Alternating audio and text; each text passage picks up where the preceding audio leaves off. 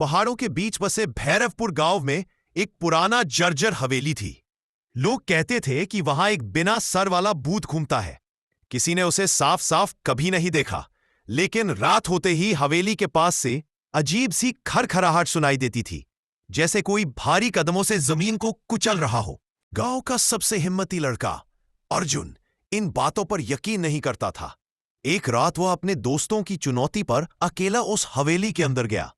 जैसे ही उसने पुराना लकड़ी का दरवाजा खोला, एक बासी हवा उसके चेहरे से टकराई और भीतर अंधेरा ही अंधेरा था। अर्जुन ने टॉर्च जलाई और तभी टूटी हुई दीवार पर खून जैसे लाल निशान नजर आए, जिनमें सिर्फ यही लिखा था, मेरा सर कहाँ है। अर्जुन की धड़कन तेज हो गई, लेकिन वह आगे बढ़ता रहा। अचानक ऊपर की मंजिल से भारी कदमों की आवाज आई।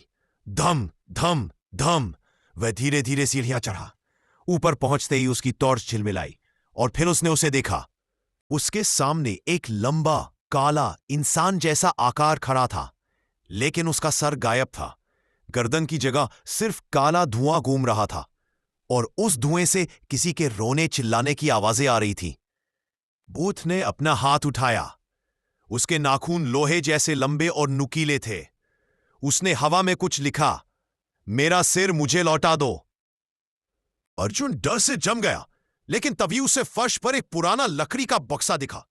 वह झट से बक्से की ओर भागा और उसे खोला। अंदर एक पुरानी पत्थर की खोपड़ी थी। जैसे ही खोपड़ी बाहर आई, भूत ने एक भयानक चीत्कार किया जो हवेली को हिला गया। अर्जुन ने कांपते हाथों से खोपड़ी भूत की ओर बढ़ाई। भूत धीरे धीरे आगे आया। उसने खोपड़ी को छुआ और पल भर में तेज सफेद रोशनी फैल गई। जब रोशनी खत्म हुई, भूत गायब था। बस हवेली के बाहर से एक हल्की सी हवा आई, जैसे कोई आखिरकार चैन की नींद सो गया हो। उसके बाद से भैरवपुर में कोई अजीब आवाज नहीं सुनी गई। लोग कहते हैं कभी कभी बुरा आत्मा नहीं